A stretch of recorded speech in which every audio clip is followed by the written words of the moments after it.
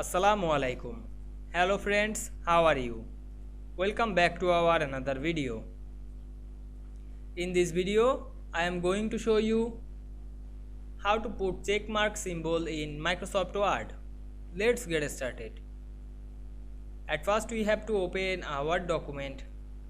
Then we go to the insert menu. Then click symbol option, then choose more symbol.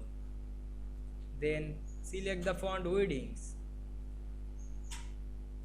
Otherwise you can change the font wordings too.